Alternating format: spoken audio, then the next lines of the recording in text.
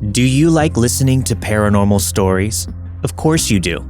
I'm Andrew Tate, and along with my co-host Brandon Lanier, we cover all sorts of spooky stuff on our podcast, Odd Trails. That's right. Odd Trails features plenty of bizarre stories involving the weird and unknown. We've got everything from hauntings, sightings of demons and cryptids, unexplainable premonitions, and all things strange. We jump right into sharing the experiences our listeners submit to us and save all of the banter until the very end. But don't forget to stick around to hear what we have to say. What happens if they do forget? Probably nothing. I was just making a suggestion. And a fine one at that. Odd Trails is available on Apple Podcasts, Spotify, or wherever you get your podcasts.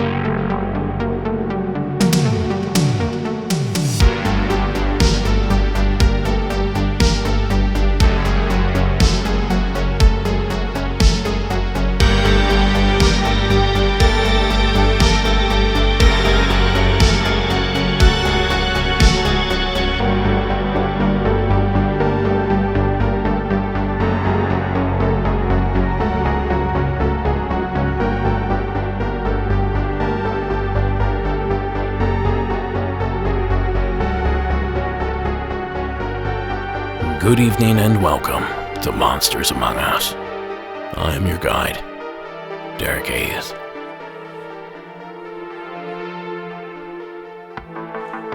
Author of the Mothman Prophecies, among others, John Keel, once wrote, "If you can look far enough into the empty sky, you would be able to see the back of your own head." And there are some days that I simply cannot stop thinking about that line. Maybe today is one of them.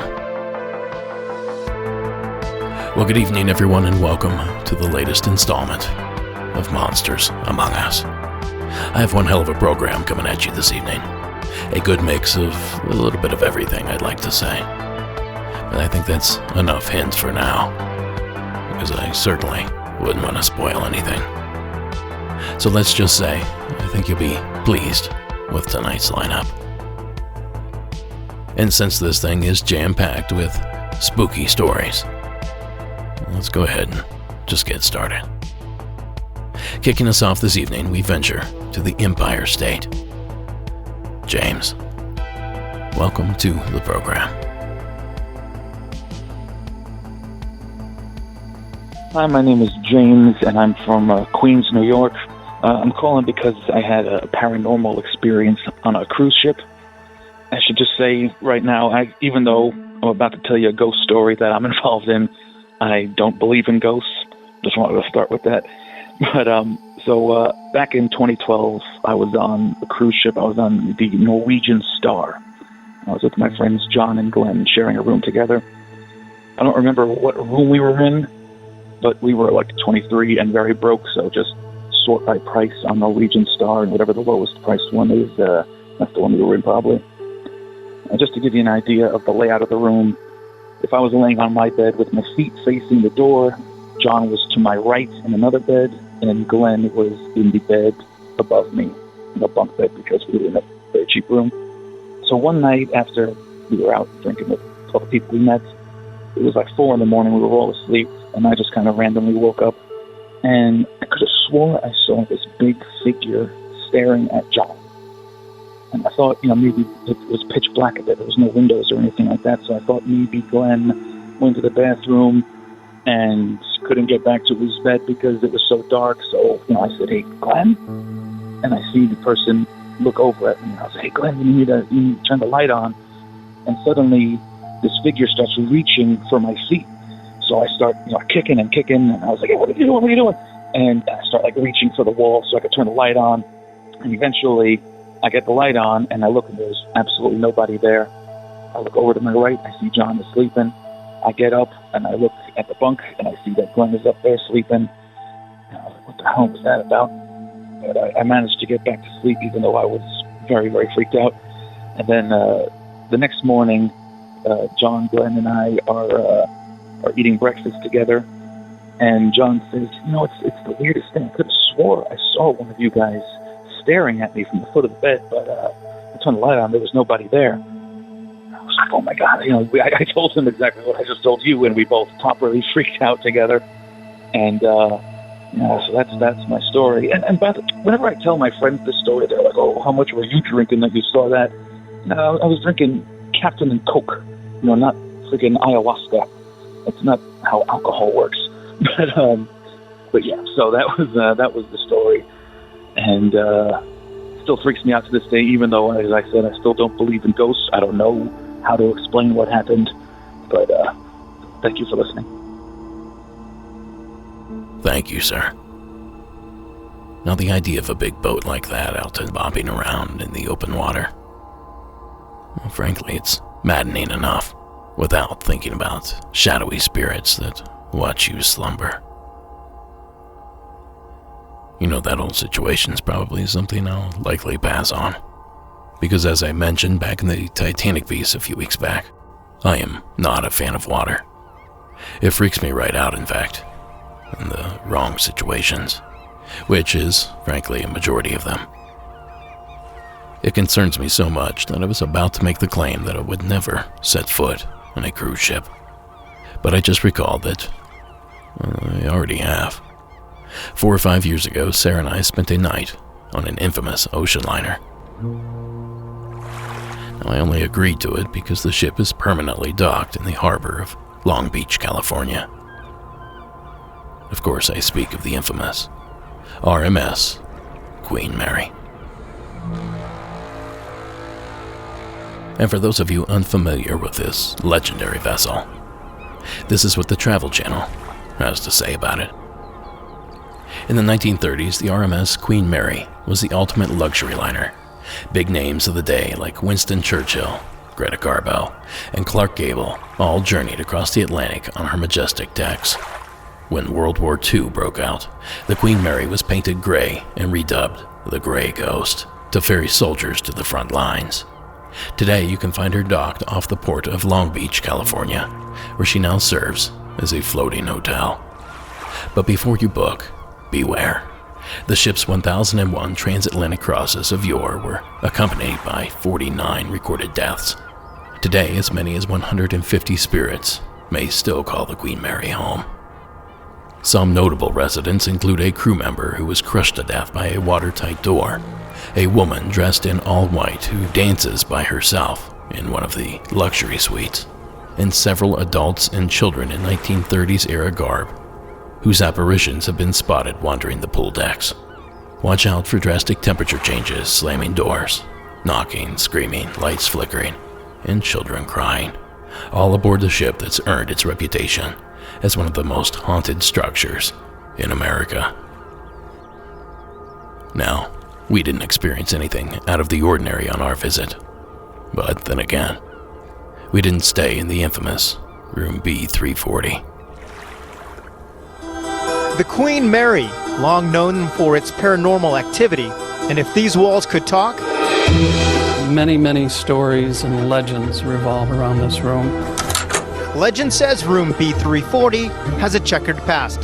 While she was still sailing, there is a story that a man was found dead in his cabin. She sailed from 1936 to 1967 before resting at the port of Long Beach, becoming a hotel. Story is the housekeeper came in and put fresh sheets on the bed. She went out in the hall to get clean towels. When she came back, the sheets had been pulled from the bed and were laying in a pile on the floor. Nobody else was near? No one else was around, no.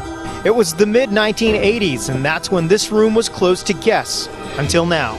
Every day I walk the ship, I see guests, and they want B340. Now it's 2 rooms combined into 1 suite. It'll come with some amenities that are not in any other stateroom, such as some Ouija boards and some tarot cards. And for the right price, you could stay here overnight if you dare. Now that clip courtesy of CBS LA, CBS News 2 out of LA. one of my local stations.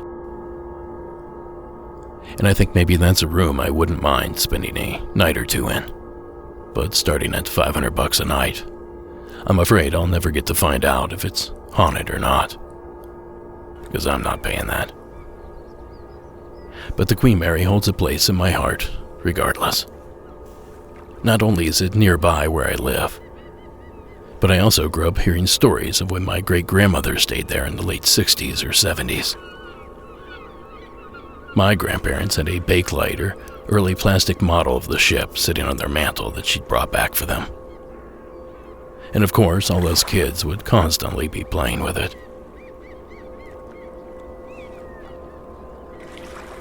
And you know, that's an item I hoped I would have got my hands on when they passed. But likely one of my 50-some cousins got a hold of it. So I bought my own on eBay. That'll show them. Anyhow, if you get the opportunity, go to the Queen, rent a room, walk her decks, and set an alarm for 3 a.m. Walk up and down the halls, and listen carefully for the ghosts of yesterday's glory.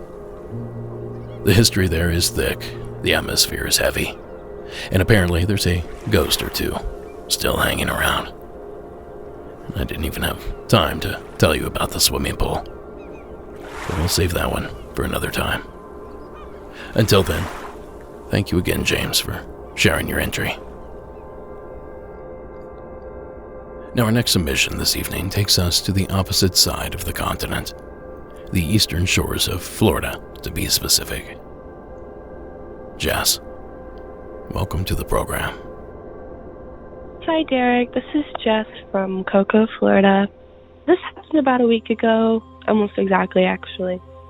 I thought it was weird, and I can't find online exactly what it was. I don't think it's anything super strange, but I saw some lights in the sky, and they looked like spotlights just moving back, but there was way too many in the sky moving back and forth, and it was really late at night. Everything was closed in this area.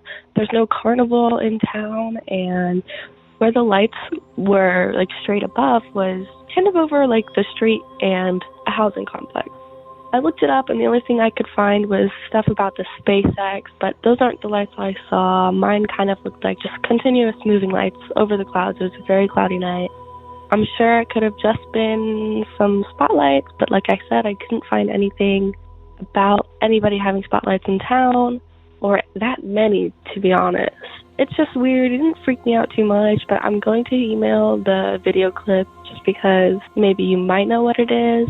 Maybe you'll be able to find it. I'm not that good at looking things up without context, but I know you get to find things. But thank you so much. Thank you for this show. I really love it. I'm binge watching it.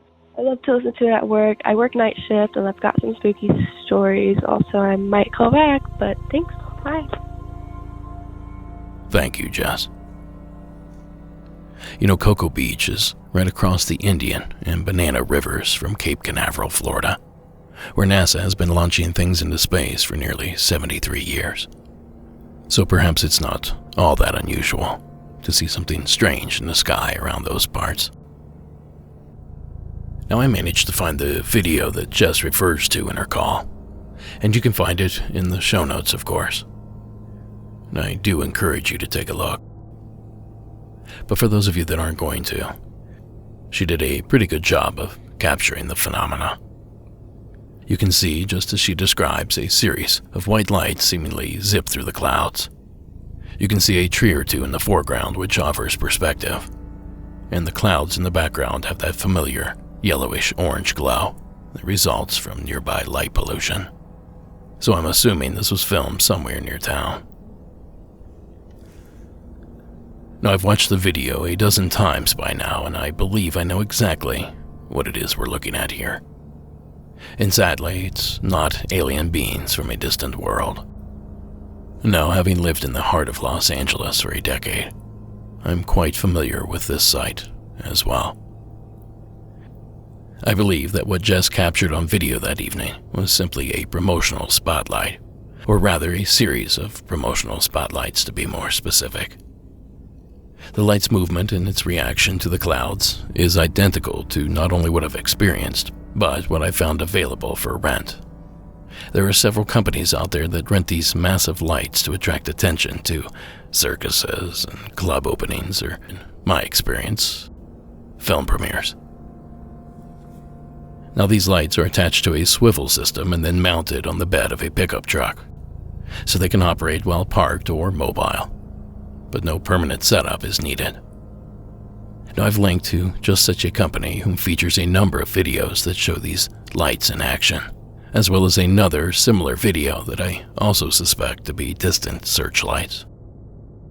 And I did hear what you said, Jess, about it being late, and I'm sure that eliminates a lot of use for this sort of promotional tool. But nightclubs, dance clubs, what have you, they're open until 2 a.m. in the state of Florida. So unless it was later in the evening than that, I think I'm going to stand by my guess. And you know, even if the origin of the anomaly is not otherworldly, it's still good to get answers. And like I said, Jess did a great job of filming whatever it was. So thank you again, Jess, for sharing your experience. Now you might be thinking to yourself, I have a story that's perfect for this sort of thing. Well, as long as it's a true story, send it to our hotline at 1-888-608-NIGHT. That's 1-888-608-NIGHT. Or if you're ringing in from long distance, just record a voice memo on your phone and email it to me at monstersamonguspodcast@gmail.com. And just a quick reminder to folks, while I'll always accept written submissions, I'm not sharing them currently on the show. So if you've sent your story in written form in the past, maybe consider resubmitting and calling in this time. That way we can work it into the rotation. Now I'll do something with those written submissions eventually. So regardless of how you send them in, keep them coming, and thank you for doing so. Now next up, we work our way west to the state of Oregon. Vinny, welcome to the show. Hey there, Derek. My name is Vinny. I'm out here in Portland, Oregon. And my story that I would like to share is not really a monster story. I think it is paranormal-ish, I think. Definitely, has more of a psychic side to it, I guess. Maybe other listeners might have had something like this happen to them before as well. But it's neat, regardless. So here goes. Okay, so I was at my day job. I'm busy with my work. I'm a lab technician at a dental laboratory. I'm sitting there working, and I'm focused on my job. Like I'm working with tools. I'm looking at these models of impressions and working with that stuff. So I'm locked in. Like I'm not thinking of anything else, and just this is what I'm seeing. Suddenly, all of a sudden, I start seeing like flashes of images, and it's just weird. It's just I wasn't even thinking of this stuff, and all of a sudden I start seeing, my aunt's family members. They're not my family, so it's family of family, and I see her brother, and he's sad. He looks like he'd been crying, but he's emotional looking. He's looking down. I start seeing more flashes of other family members of my aunts, and they're also, sad and shooken up, and as the images keep coming of all these different people, I start to realize, oh man, this is something happened. Like something happened to them. And I see my aunt as well, and she's in the mix of all these people, and they're all trying to, console each other and take care of each other. And I realized, oh man, their mom died. Like their mom just passed away. And in that moment, I snap out of it, and I'm back to reality, and I'm working again with the stuff, and it's just a weird, like, what the heck? Why did I think of that stuff? That's, huh? So I kind of shake it off, and, I go back to work, listening to my music, and, try to carry on with my day and just shake it off. Because it's like, what the heck? Why? Just strange. So, I go about my day, and maybe about 2.5 hours pass there at work, and I get a text message, and it's my sister Nina, and she asked me, "Hey Vince, did you hear about Thea's mom?" And I reply back, "No, which Thea?" And she says, "Thea so-and-so." And like there at work, I let out a what? Because I knew, like, man, I just thought of this stuff, a couple hours back. So I text my sister back, telling her the experience, the images that I see, the flashes of, her family crying and everything. And she like responds back with her text of like, what? That's crazy. What the? So just a strange, sad and neat feeling all at once, not really able to explain it, how those things, came about in my head, but just neat. I don't know, kind of a neat thing. Well, I mean, that's it. Not very, that's the surprise ending, anyway, I'm going to start to ramble. Thanks, Derek. Thanks for taking the time to hear and share my story. My lady and I, we love your show. We appreciate all the hard work that you do, and also appreciate all the callers who call in and share, take the time to share and inform. Some of these tales and stories are very informative of, just stuff that's out there that's beyond explanation. So pretty cool. Very cool. Thank you. Thanks, everybody. Keep them coming. Take care. Bye. Thank you, Vinny. Premonitions are pretty wild. It seems they're often somewhat detailed, but without context, they really don't seem to be of much use. In most cases, at least. Now, I've been on the receiving end of a number of premonitions or visions in my lifetime, and that's something I don't admit lightly. Because I'm not one to think that I'm special or that I have a gift of any kind, but rather I feel that this is something that all humans have the ability to do. It's just that most of us simply haven't figured out how yet, or that skill is still evolving.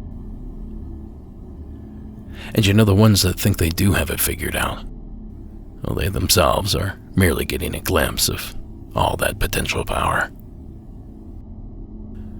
Now, this isn't the end of tonight's exploration into the world of premonitions and other psychic abilities.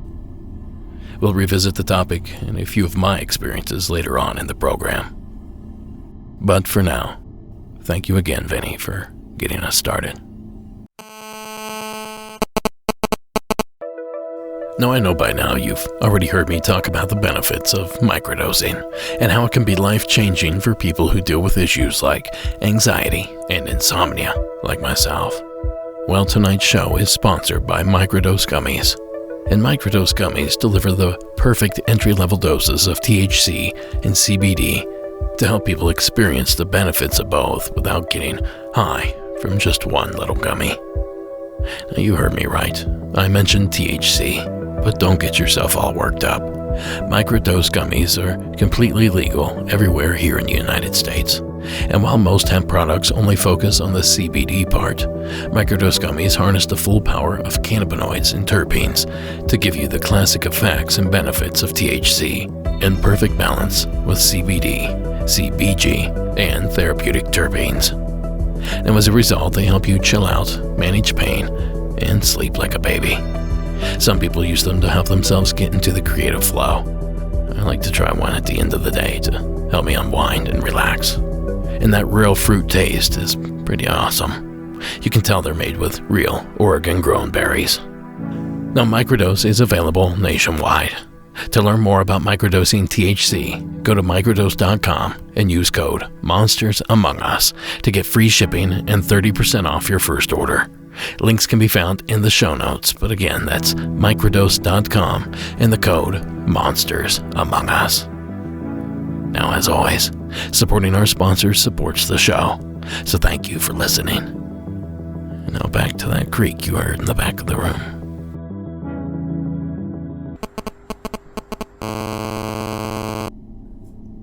Now this next entry is more of the hairy variety. At least I think. Please welcome Joe from New Hampshire to the show. Hi, Derek. My name's Joe. I'm from the New Hampshire area, specifically Loudon, and my story took place mid-May 2021. So for backstory, I'm avid into target practice, sport shooting, that kind of thing. So I had just bought a new 12-gauge shotgun, and I have permission from a landowner in my local area to shoot on his property. So I was probably, let's say, a good 1,000 feet into the woods in a little area I set up as a impromptu shooting range. And I took my new shotgun out that day. I'd have to say it was probably right around 2 in the afternoon, something like that. And so I went out there with my new shotgun, and I started doing my normal thing, set up my targets and started shooting. And I'm sure, guns are very loud, and shotguns are no exception to the rule. So I got through about 50 shells of birdshot, just kind of doing target practice.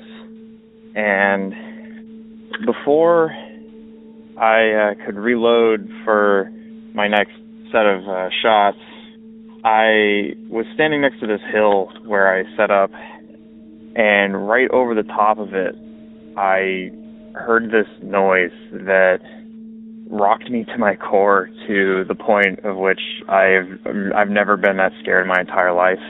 I grew up in the country out in New Hampshire, here, born and raised. I know the sounds that every animal that is local to my area makes: deer, moose, bear, mountain lion when we get them, wolves, fox. I know it wasn't a screaming fox, but this thing, whatever it was, it had to be big. It was extremely loud. I had hearing protection on, but my hearing protection lets me hear the outside noise. It's got active sound filtration.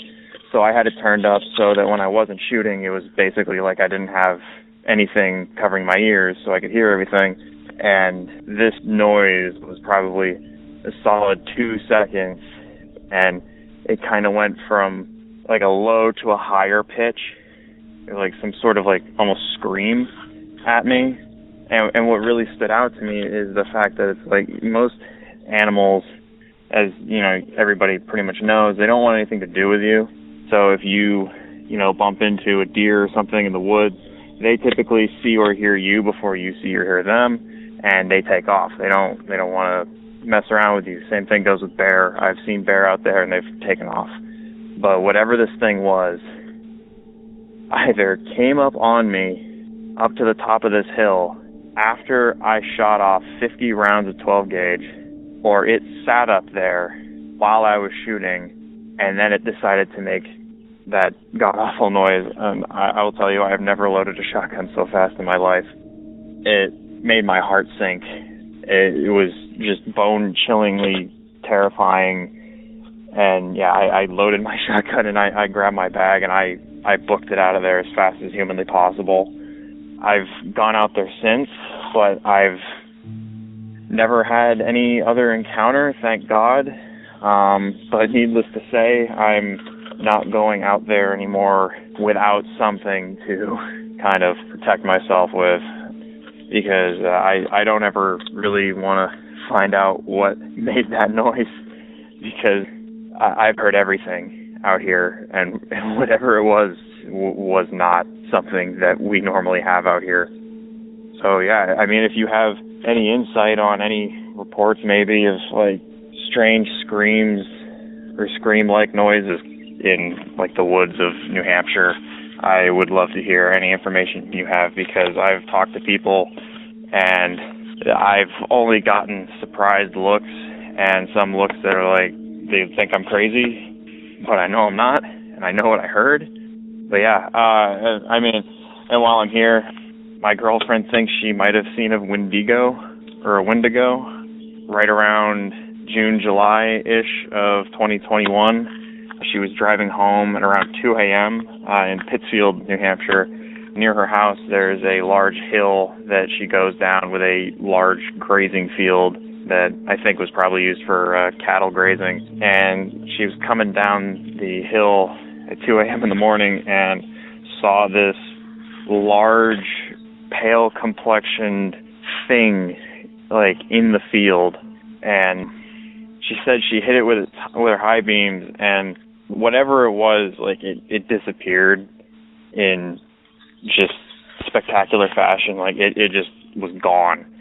And something that really stood out to me is my girlfriend is one of the toughest, most fearless people I've ever met in my life. She kind of routinely goes on, like, midnight walks in the middle of the woods with no pass and a phone with 3% battery and no flashlight. So she's not really scared of much of anything, and whatever the hell she saw that night gave her nightmares. And the next time I saw her, she didn't want to talk about it. It rocked her so hard that she couldn't speak about it for a couple of days before she told me what she saw. And she said after that, for the next week or so, that she felt like it followed her home. This field isn't very far from her house. She feels like this thing followed her because she felt like it was watching her. But yeah, huge fan of the show. If you have any insight or any comments or anything on these stories, I'd love to hear them. Thanks. Have a good one. Look forward to the newest episode. Bye. Oh, we get a little bonus story there at the end. Well, Joe, knowing what I know about the Wendigo legend, I seriously doubt that's what was seen that night, as that particular creature is said to be a winter demon, a zombie cannibal nightmare reserved for only the coldest, most dire months of the year. Winter is kind of its whole vibe. I would suggest, rather, that you look into an entity known as the Pale Crawler, a 4 to 6 foot tall, pale white humanoid creature said to only come out at night in areas near cave systems. Yeah, it's a big pill to swallow, but we've had a number of reports submitted here over the years. So honestly, who knows? And who knows about that sound that you heard as well? As we all know, the wilderness makes all sorts of gnarly sounds. The problem is, supposedly, so does Sasquatch. And speaking of that elusive, hair-covered giant, I spent a little time up in Bigfoot country this past weekend. Sarah and I met some friends up in Felton, California, near Santa Cruz, to do some camping. And if the town of Felton sounds familiar to you, perhaps the Bigfoot Discovery Museum was already on your radar. It sits right there off Highway 9. Or maybe perhaps you just saw it on the news.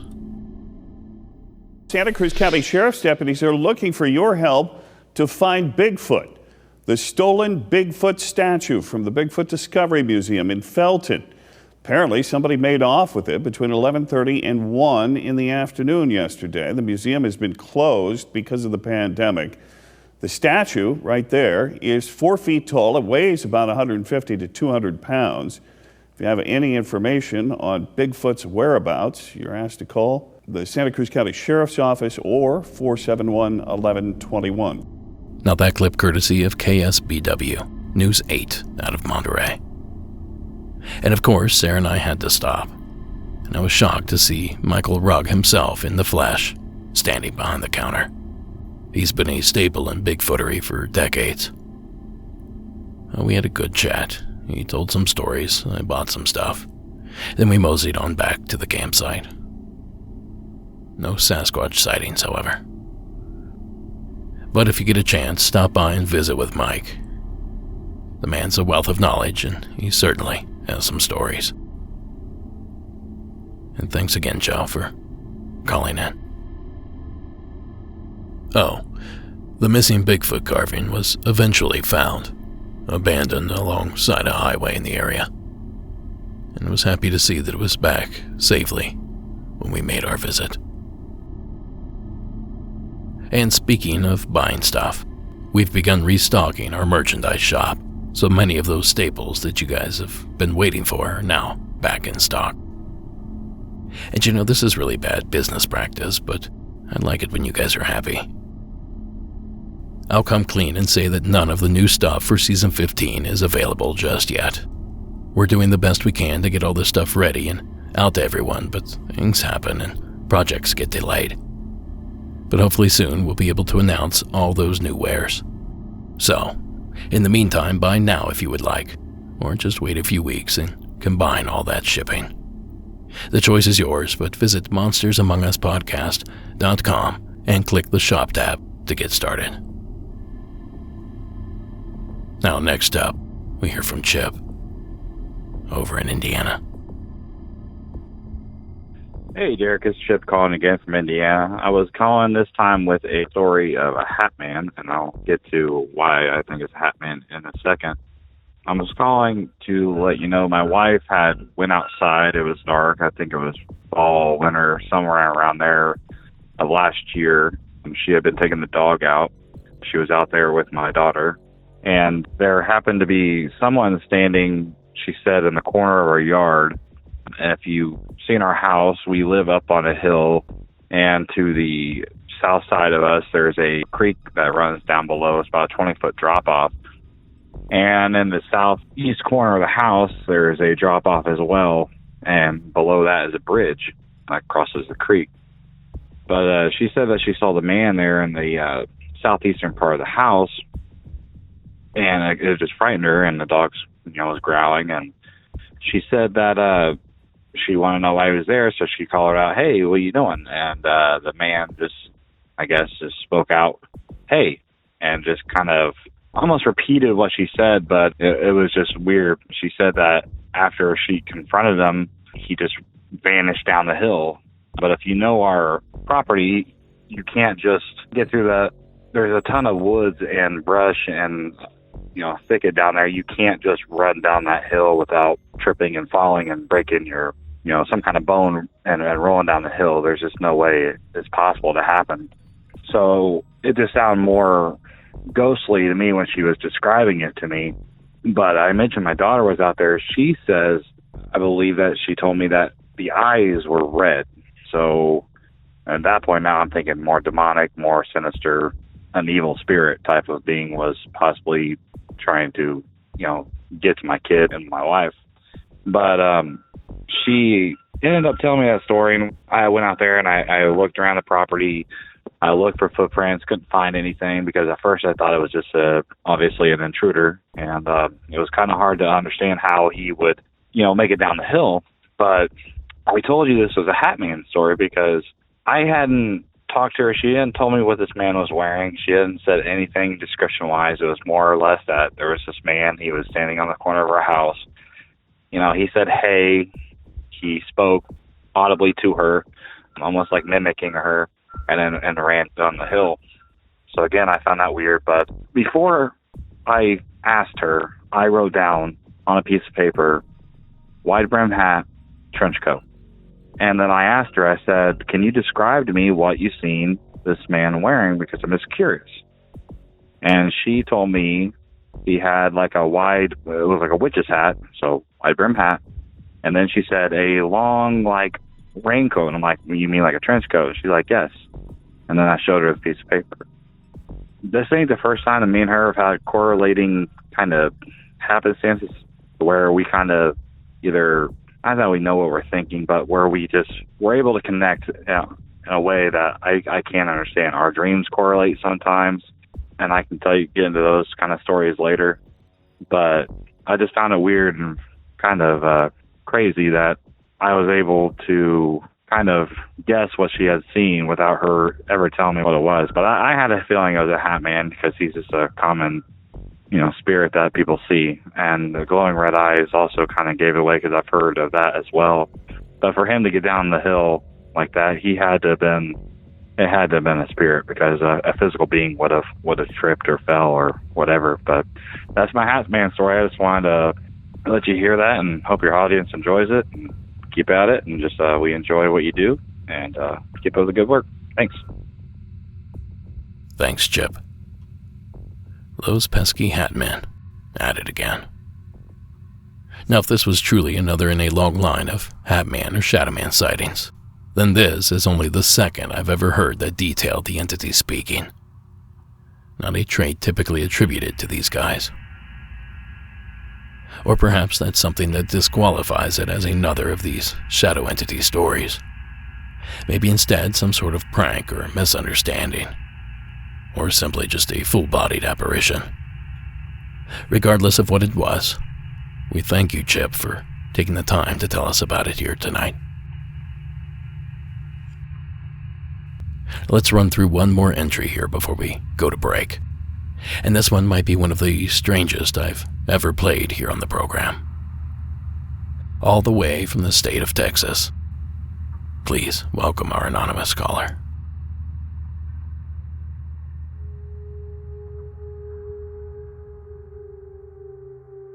Hi, Derek. I'd like to remain anonymous. This didn't happen to me. This happened to my friend. And this was in high school. So it would have been summer of '07. It was just a normal day. It was a sunny day. My dad was pretty cool with kids coming over, so I kind of had the safe house where we'd all come over and just hang out. And so it wasn't really irregular for people to show up just out of the blue.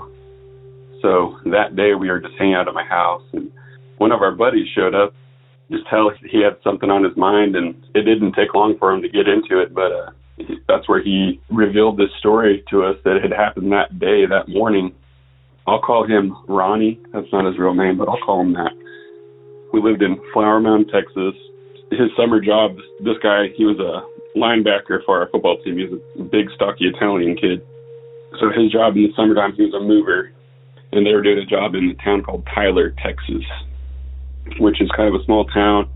And actually the move was taking place outside of that town on some dirt roads. I don't exactly know where, but it was in the middle of nowhere from what he told us. Anyways, they're moving this guy out there to a trailer house in the middle of nowhere outside of Tyler, Texas. And when they got there, sort of just a normal day, normal move, they start getting into it. My friend, at some point, he's taking something around the back side of the trailer, and the grass is kind of tall, kind of unkept. And he glances over and notices a hand sticking up out of the grass, a human hand, and double takes it and walks right over to it, and sure enough, it's a dead guy. So immediately, he knows he has to get out of there. There's something not right about this, so he goes, and it's just him and his boss on that move. He goes and he tells his boss what he just found, and his boss comes up with a short plan. He says, all right, go wait in the truck, and I'm going to tell this guy that, we're going to go on lunch, and we're going to leave. We're getting out of here. So Ronnie goes and waits in the truck, and his boss is just supposed to go in and tell the guy that, and be right back out. Well, a few minutes pass. Ronnie said he's starting to smoke a cigarette. He said he's starting to get worried because it's taking a long time. He said he finishes that cigarette, still not out. He says he gets out of the truck and starts kind of pacing back and forth because he's starting to get worried, like something happened, and he doesn't know what to do. He's freaking out. Miraculously, he's looking around and he finds a baseball bat on the side of that trailer and grabs it. His only option in his mind at that time is to march through the front door and see what's going on, and so he does just that. He opens the front door as hard as he can, and the first thing he sees, I guess, how the trailer's set up is it's in the kitchen area, and his boss is tied up to a chair, bleeding from the head, and there's a broken lamp. So he goes towards him, and I guess there's a corner of the wall right before you get to him, and right before he gets to his boss, the guy at the house that they're moving jumps out, and he has a gun. Well, my friend has that bat and just swings it and knocks him out, knocks him to the ground. It's like something out of a movie. Hits the guy, hits him in the eye, and he says he's beating this guy in the ribs with a bat, and he says he just beats the living hell out of him. And I'll explain the guy who they're moving, who had the gun. So he was a middle-aged, too older Caucasian man, and he was skinny. He wore really thick glasses. He wore shorts up to his belly button. Just looked almost just really kind of nerdy, like creepily kind of nerdy. So my friend, being a linebacker, it wasn't hard for him to overtake this man, even with a gun. He definitely had to get lucky not to get shot, but he beat this guy down, untied his boss. They got out of there. They sped down these dirt roads to Tyler, Texas, and went right to the police station and told the cops. The cops kept him in the police station and went out to this guy's trailer out there and came back, and I asked my buddy, I was like, so what happened? What'd they find? What'd they find out there? And my buddy, he said, when they went out there, they didn't find any evidence of a body in the backyard. This is what the cops were telling them. And there was no evidence in the kitchen of that trailer that any struggle had happened. And I asked my friend, I was like, you really beat that guy with that bat? He said, yeah. I hit him in the ribs, as hard as I can. He was not getting up, what'd you do in a life and death situation? And so the guy wasn't there. The guy that my friend had beaten with the bat wasn't there. Nothing was there. The cops said no evidence was found. And so that was so weird. A week later, I would ask my friend, did the cops ever get back to you? Did they ever find anything? My friend was like, no, they never got back to us. I would just periodically ask my friend, what happened with all this? This is a serious deal. And nothing ever came of it. It seems like something like that would be pretty serious, but in my mind, either the cops were in on it or there was someone else out there that was able to clean everything up before the cops got there, or there was something paranormal going on. I don't know how else to chalk it up. But this really happened. Ronnie was not a guy to make stories up like this at all. Pretty serious guy, a tough guy. And it freaked him out. And in my mind, one of the weirdest parts was that no evidence was found, or seemingly. I'll always keep this with me because it sounds like something out of a movie. Anyways, thanks for your time. Love your show, Derek. I listen every day. Bye. Thank you, caller. Good Lord. Sounds like something straight out of Breaking Bad or something. And in hindsight, your friend probably should have hit that guy a few more times. I know I certainly would have.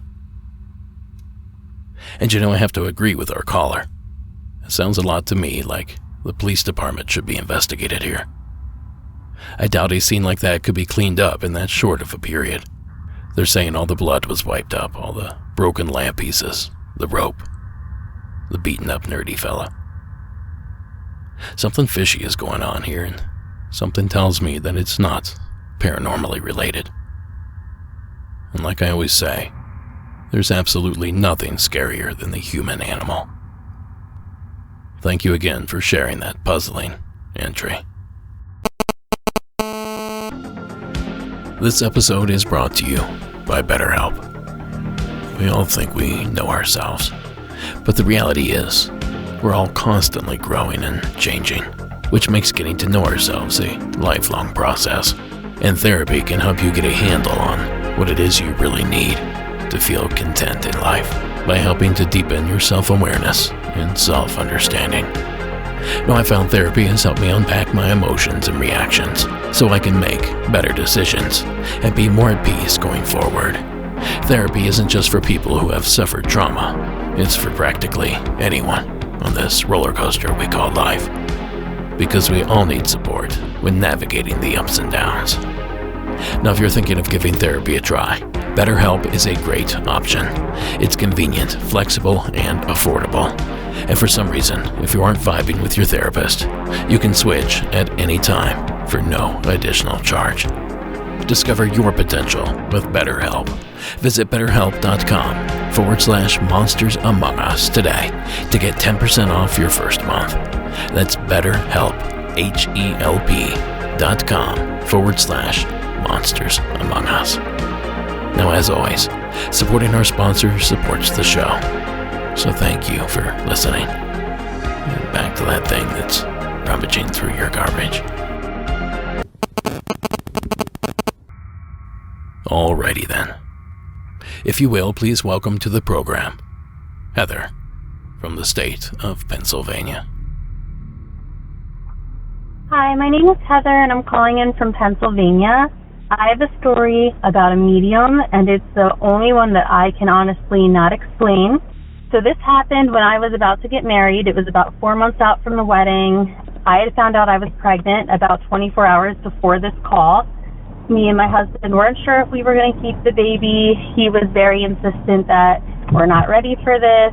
We already had an unplanned daughter, and now we had a second unplanned child on the way. So I was upset, and I was sitting there. I had no idea that my mom was going to see this medium. She had met her a few times before. I didn't have any social media. There was no way. My mom didn't even know. Only me and my husband knew that I was pregnant. We weren't sure what we were going to do. So I got a call from my mom that night, and she said, "Is there anything you want to tell me, Heather? I just had a meeting with Shelly." And immediately I had chills up my spine. I'm like, there's no way. So I said, "No, I don't know what you're talking about." And she said she was so insistent that there was a baby right now coming. I said, well, maybe, she thought it was just in a few weeks or a few months after the wedding. My mom was like, no, she said there was a baby now, and the baby was coming, and he was there in heaven with her mom and dad. So I don't have any explanation for that. I know it's kind of a short story, but there was just no way she would have known. I literally had just found out not even 24 hours before that phone call with my mom. I had no idea she was meeting with this medium. So yeah, I have no way to explain that, but her insistency that there was a baby now was like a big factor in why I decided, I was going to keep him anyway, but that was just like set in stone that he's here and it's real. I know that was kind of short, but thank you for taking my call. Thank you, Heather. See, I told you we'd revisit the world of psychic predictions and other strange abilities. And I'd certainly say this is one of those. And this sort of thing happens more often than you would think, actually. My assistant Delaney sent over the following clip that I think helps demonstrate just how common this sort of thing is. It even happens on live television. Now, this is a clip from just a few years ago from the morning television program, Live Kelly and Ryan. Nobody knew that I was pregnant. Nobody knew. We barely acknowledged it ourselves because, when you're early pregnant, ladies, you just sort of keep it in because you don't want to put it out what happens. Anyway, I'm filling in here. I was filling in as the co-host here. Not yet. No, I was not. Yeah, I was filling in for a fill-in, by the way. I wasn't even supposed to be here. So, Regis was doing a co-host search. They were doing some week. It was Psychic Week. And I was filling in for the host that was originally supposed to be here because I believe her mother got sick. So, I jumped in at the last second. Anyway, Shar Margolis, who is here today, comes out, looks at me.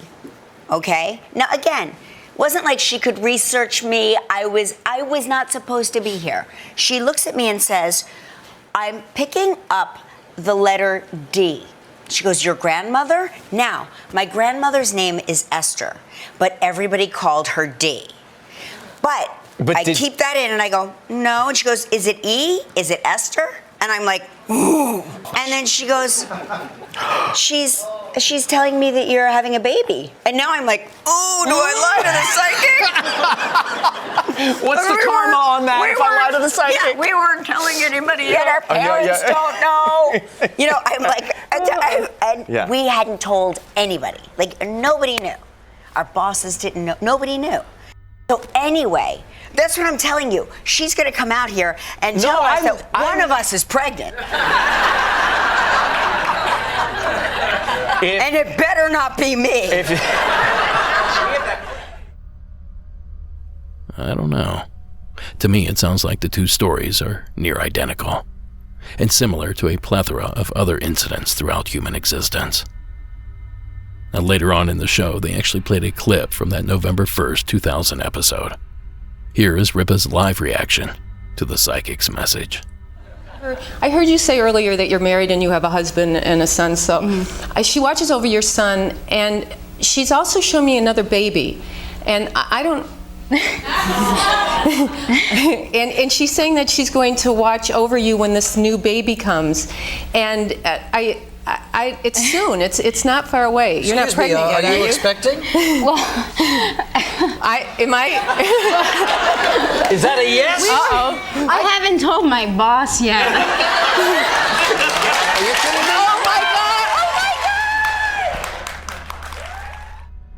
God! Now, earlier on in the episode, I'd mentioned that you'll hear more about my experience in the field of forecasting the future later on in the show. And I'm true to my word, and this is that part of the show. You see, not only am I an experiencer of this phenomena, but it also sometimes manifests in the form of pregnancy prediction. Now, I began writing out one of my experiences to share with you all here, but then something dawned on me. Why would you want to hear it from me when you can hear it directly from the person that I creeped right out? So from the state of California, please welcome my friend Kate. Hi, my name is Kate, and I am calling about my friend Derek Hayes. Maybe you've heard of him. He's got a great podcast, Monsters Among Us. So Derek and I have been friends for a long time. We worked at the same company in like the 2007, 2008 and on range. And right around 2013, this would be, my husband and I had been married for a year. We decided we were going to try and get pregnant. We did. We were keeping it a secret because it was so early, like super early. And there was a night that Derek and his now wife, Sarah, were out with us because my husband was going to play at a bar. And he said to me, and I had already learned the tricks of like, make it look like you're drinking, because as soon as I don't look like I'm drinking, then it's a problem. I think I had something that looked like it was a vodka tonic, which is super easy, right? You just put some clear liquid and lime and say it's a vodka tonic and a straw in a short glass, right? At this point, Derek's like, oh my God, by the way, I had the craziest dream last night that you were pregnant. And I was like, that is crazy. And I remember I was at the time trying to be an actress, and I was like, boy, I hope you act well here. And I really leaned in on the acting. I'm like, oh yeah, well, that would be amazing. Or, I don't even remember, but I just remember really leaning in on not going to give him an inch on this. And there was a later time. So the bottom line is we did end up, my husband and I did reveal to Derek later. I'm pretty sad. I actually was no longer working at the company. There was a day that I went and I had told everybody that I was at the company. I'd gone back to visit everybody. And I was like week 11, day 6. So I was about to be 12 weeks. I was going to have my 12-week ultrasound the next day. And it turns out that I walked around that office, told everybody I was pregnant. And it turns out when I went in for my ultrasound the next day, I'd lost the baby. And I'd lost the baby at week 8 and a half. But there was another time when we had been with Derek and Sarah. I want to say it was we were at I just remember we were sitting down somewhere. And he was saying how he could feel like if we had a girl, the name was going to be Cora. I don't remember how the conversation started, and I don't remember if it was for that first baby or for the baby that we ended up having, but it freaked me out so much because we had decided that if we had a girl, we were going to name the baby Quinlan after my great-grandmother's last name. But my grandmother's last name was Cora, and there was just, it's one of those things I don't know, it probably doesn't sound that spooky or I don't know how to explain it, but it was it really, I was like, what the actual, and I know it's not like he said, you're going to name the baby Quinlan, but there was something because Cora was the last name of my grandmother who was related to it just was, the whole thing was I don't know, Derek's just felt like he was in touch with, strangely, women having babies. Anyway, that's my story. I'm sticking to it, and that's really all I remember of it. But yeah, if you ever want to know if you're pregnant or not, just ask if Derek had a dream about it. Thank you, Kate. You see, one of the crazy things here was that Kate at the time was very vocal about her choice not to have children. So, it's not as if it were something she discussed often or we were expecting. And the other crazy part is that particular message, I guess I'll call it, came to me in dream form rather than while I was awake and conscious like they normally do. In fact, I dreamt we were sitting at a bar that I was not familiar with, and she and her husband happily shared the news with us. Imagine my surprise when the next day all those elements fell into place.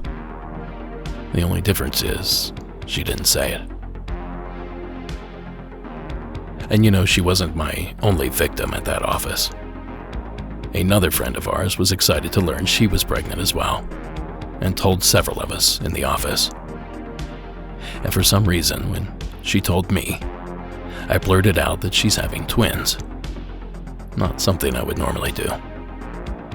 But a couple weeks later, she learned what I seemingly already knew. Not creepy of me at all. And the thing is, I don't even do it on purpose. It's like that little voice in your head. Except mine sometimes seems to know things. Is that a coincidence? Perhaps it's merely chance. But the name thing that Kate had mentioned, I'd honestly forgot about that. That sort of thing has happened to me before as well. About 15 years ago, when my very good friends were about to have their first child, they refused to divulge the gender or the name that they had picked out. But they did tell me that I could guess. So I asked the voice in my head, and he said, short name, 2 L's in the middle. So that's what I blurted out. I could tell that their faces changed, but they played it cool, mumbling something about how it didn't sound familiar. But a few months later, they welcomed Ella to the world. Again, accident, luck, or possibly science. Delaney also offered up the following information via ScienceDirect.com and the American Pregnancy Association. In a small study, 18 heterosexual men were exposed to the body odor of 5 pregnant women and 5 matched controls during ovulation. The men were able to determine if a woman was pregnant based only on her scent. Now, not only that, but subtle changes in physical appearance such as fuller lips, improved skin, that pregnancy glow, may also cue in outsiders to a woman's pregnancy. Well, knowing all that just makes it creepier. Again, not something I ever do on purpose. It's kind of an observation that I can't keep to myself, apparently.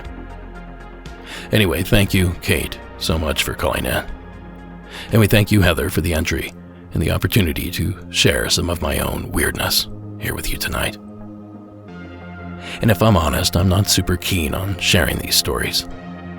It's a hard thing to prove, and even trying sometimes can draw attention that you really don't need or want. But if our callers can be brave and call in, well, then I can share as well. Well, folks, that's going to do it for this episode. Monsters Among Us is written and produced by me, Derek Hayes. Additional support is provided by Sarah Carter Hayes, Delaney Bowers, Anna Parsons, and Addie Lloyd. All audio used in this production is done so under the protection of fair use. Please take the time to follow us on social media. We have accounts at Facebook, Instagram, and I think TikTok now. Oh, while you're at it, please rate and review the show. And give us a follow over at YouTube if you don't mind. Finally, tonight's score was provided by Iron Cthulhu Apocalypse, Co.AG Music, and Carl Casey at White Bat Audio. Thank you all so much for tuning in this evening. And if you don't already, listen to the full outro theme. I think you all enjoy the way that it ends. Have a good night.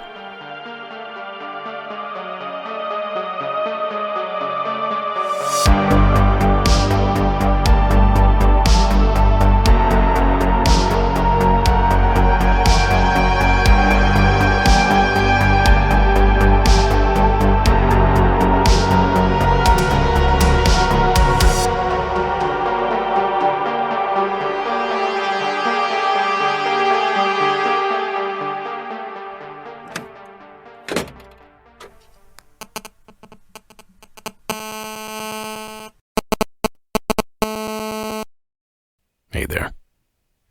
Now maybe you're one of those listeners that always turns the song off at the end. Well, you have no idea what you've been missing. We've been meeting here for years. We call this the secret story. And it's here that I share some of the strangest calls that I receive. Just a little bonus for those patient enough to enjoy the atmosphere. And tonight's entry does not deviate from that path. Joining us from parts unknown, please welcome Emily to the program. Hey Derek, my name is Emily and my story takes place in Eastern Oregon in the summer of 1994. I was preparing to be a senior in high school and I had recently taken up running, but because I am an introvert and I lack grace, I decided that I would run only at night so no one would see me. So on this night it was probably maybe 10:30 and I had been running for quite some time before my friend had found me and decided that she wanted to go for a cruise and that she would give me a ride home from the track. As we were walking towards her car, I found myself compelled to turn around. There was no logical reason for me to do this, but as I did, my eyes landed on movement within the sky. The movement came from a mass that matched the dark sky perfectly, and if I had not looked directly at it, there was no way that I would have seen it at all. This mass was kind of a nondescript, sort of a black blob that was kind of undulating, and there was no shine, there was no noise, there was absolute silence. As I noticed this mass, the mass started to come towards me and ended up sort of hovering almost directly above me. I would say about 250 feet in the sky. My friend also saw this mass, but when she saw it, she ran and locked herself in the car, whereas I sort of walked towards it. I didn't feel in danger. I almost felt welcome in a strange way, but as I was staring at this thing sort of throb in the sky, I felt very electric, like my whole entire body had sort of pins and needles or had fallen asleep.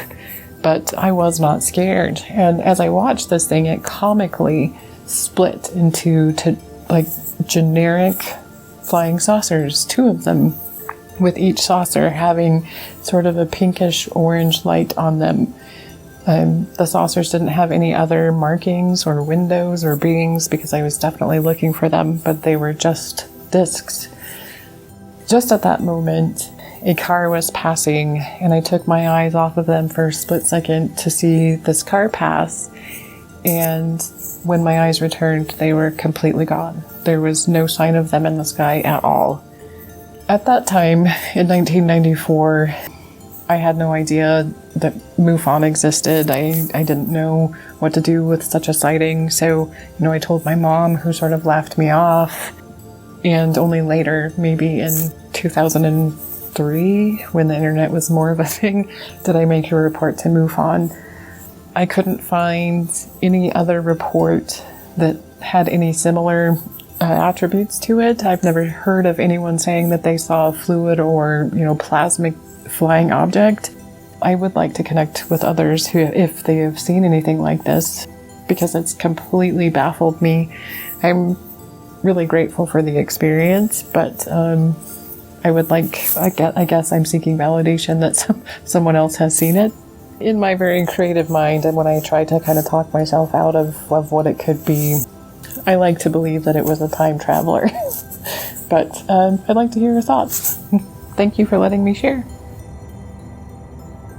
Thank you, Emily. Now, based on my years of experience, it almost sounds like she's describing the Ebony phenomena, gargantuan gliders, plasma flyers, biological UFOs, whatever you want to call them. These things are sort of flying under the radar, no pun intended. But a couple of years ago, a German man captured something on video that sounds like it might be at least similar to what Emily reported. Something that also falls in line with that aforementioned phenomena. He shot the footage from his window seat aboard a commercial airliner. And I've linked to the video in the show notes. But essentially, it's a nearly translucent body floating in the sky that morphs and rotates like a cloud. But you can tell that it's not a cloud. It's a tough one to describe, frankly, so I suggest you go take a look for yourself. And have no doubt that we'll certainly explore this topic further at a later date. But until then, we thank you, Emily, for calling in. Now, if you will, kindly follow me over to the other side of the program, where we continue to share story after story in a more laid-back and relaxed atmosphere. Now, if you'd like to join us for tonight's after show and some 80 hours of additional content, simply join our Patreon campaign at patreon.com or visit monstersamonguspodcast.com/Patreon. A $5 pledge gets you access to all of that bonus content, and ad-free shows start at just $1. Well, the end of $1, they're $1. Anyway, join us over in the beyond. And to kick us off this evening, we work our way to Utah, where Alex has a story waiting. Hey man, my name is Alex. I am from Salt Lake City, Utah. The story I've been wanting to tell you happened back in 2016 when I was working at a warehouse here in Salt Lake. I was working a night shift with one of my friends. His name is Kevin. So during that time, they were barely starting the night shift.